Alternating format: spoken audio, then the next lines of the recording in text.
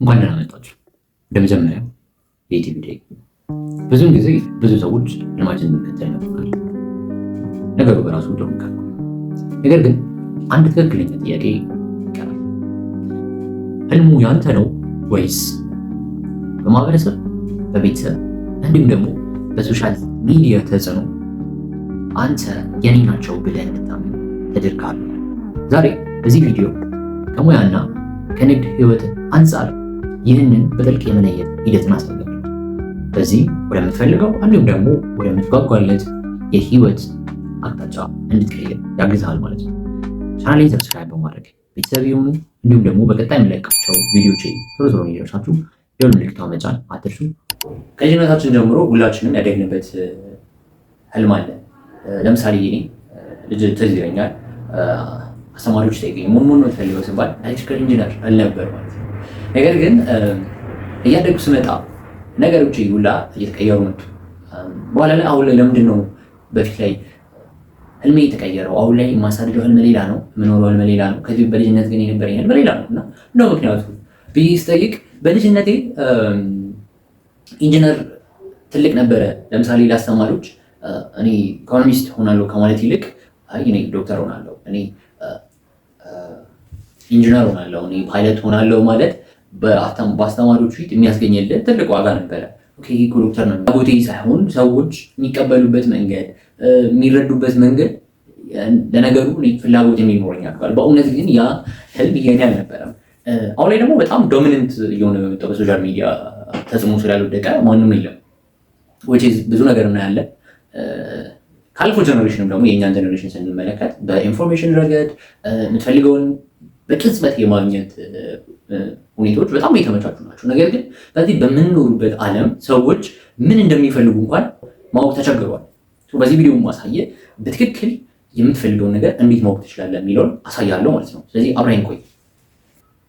4 ደረጃዎችን ነው ማሳያችሁ። የመጀመሪያው ደረጃ ከራስ ጋር ውይይት ማድረግ። ለምሳሌ ከልጅነት ጀምረህ ስታሳድደው የነበረ ህልም ሊኖር ይችላል።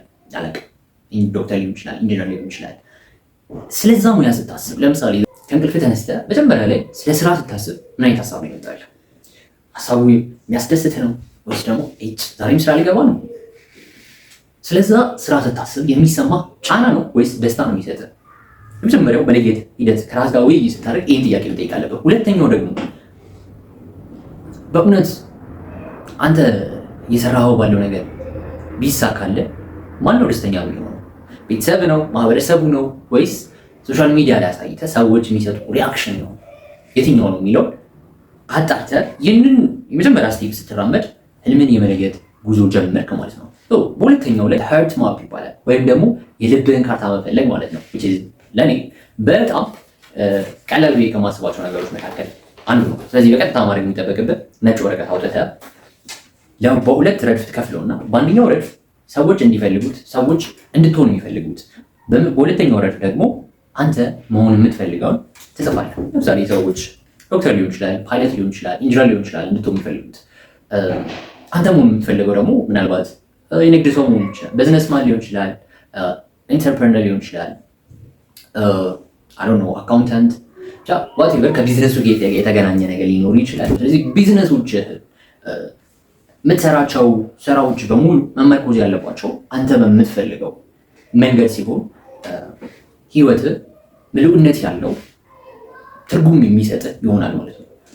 ብዙ ጊዜ ሰዎች ሲያወሩ እሰማለሁ፣ ሰክሰስፉል ናቸው እነዚህ ሰዎች። ምን ሲያወሩ እሰማለሁ? ገንዘብ አለኝ ግን ምንም የማገኘው ደስታ የለም ከስራው ላይ። ስራው ጫና ነው እንጂ ለነሱ ምንም የደስታ ሆነ የእረፍት ስሜት እንዲሰማቸው አያደርግም።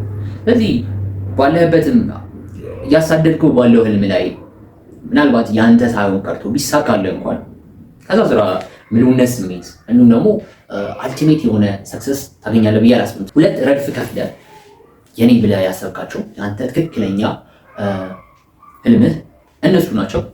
እነሱ ላይ ተሰራ ደግሞ ይበልጥ ህይወትህ ያማረና ቆንጆ እንዲሆን ይሆናል ማለት ነው። በሶስተኛ የምናየው ከስተት ፍርሃት ነፃ መውጣት ማለት ነው። ከልጅነታችን ጀምሮ እንዳልኳችሁ የተደረገብን ጫና አለ። ለምሳሌ እኔ አባቴ ዶክተር እንደሆን ምናልባት ይፈልግ ይሆናል፣ ወይም ደግሞ እናቴ ኢንጂነር እንድትሆን ትፈልግ ይሆናል። ነገር ግን እኔ እነሱ ካሉት ውጪ የኔን ህልም ተከትዬ ምናልባት ባይሳካልኝ ምናልባት ፌል አደርግ ሰዎች ምን ይለኛል፣ ፋዘር ምን ይለኛል፣ ሊቆጣኝ ነው፣ ወር ደግሞ በህልሜ ላይ ላያግዘኝ ነው፣ ሰዎች ሰፖርት ሊያደርጉኝ ነው ከሚለው ነፃ አለብህ።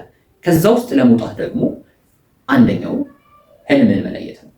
እኔ አንድ ነገር ልንገራችሁ፣ የራስን ህልም ለይተህ የእውነት ከዛ ነገር ጋር ጥሩ ኮኔክሽን ካለ ምንም ያግድ ነገር አይኖርም።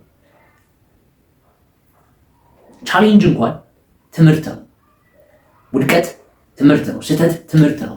ዴይ ባይ ዴይ ከእያንዳንዷ ስህተት እየተማርክ ነገህን የተሻለ ለማድረግ ጠንክረህ እንድትሰራ የሚያደርግ አንደኛው የምትፈልገውን መለየት ነው። ከዚህ ደግሞ ከስህተት ፍርሃት ነፃ መውጣት፣ ብትወድቅም እንዲሁም ደግሞ ባይሳካለ እየተማርክ ነው እንጂ ሙሉ ለሙሉ አይሳካልህም፣ ወይም ደግሞ ያንን ቢዝነስ ረና ታደርገውም ለአንተ አልተባለም ማለት አይደለም ማለት ነው። አራተኛው እኔ ከሚለው እኔ እሆናለሁ ወደሚለው ማሰብ ነው። ሁላችንም ወደ ምድር ሰው ሆነን መተናል። ወደዚህ ምድር ስንመጣ ሁላችንም የመጣንበት ዓላማ ይሆናል። የትኛውም ሃይማኖት ተከታይ ሆነ that's okay። ወደዚህ ምድር ስንመጣ ዝም ብለህ አልመጣህም። የሆነ ዓላማ አለ፣ የሆነ ጥሪ አለ። በእውነተኛው ከዛ ጥሪ ጋር ስትገናኝ የምር ሳትተላለፍ ስትቀር እና ፊት ለፊት ከህልም ጋር ስትገናኝ የምትሰራቸው ስራዎች በሙሉ ለአንተ አስደሳች፣ አርኪ፣ ትርጉም የሚሰጥ ይሆናል። የራስህን ጥሪ በሙያ ላይ መሰረት ስታደርግ ከመስራት ባሻገር ወደ ተልዕኮ ይለወጣል። ለምሳሌ ሁለት ጥያቄዎች መጠየቅ ተገቢ ነው ያምናለሁ። አንደኛው ጥያቄ እየሰራሁት ባለሁበት ስራ ላይ 10 ዓመት ብቀጥል ብቆይበት ምን ይፈጠራል? በህይወቴ ደስተኛ ሆናለሁ? እለወጣለሁ? ደስተኛ ሆናለሁ? ሙሉነት ስሜት ይሰማኛል? የሚለውን ጥያቄ መጠየቅ አለብን። ሁለተኛው ደግሞ በዚህ ደረጃ በአራተኛው ስቴፕ ላይ መጠየቅ የሚገባት ምንድን ነው?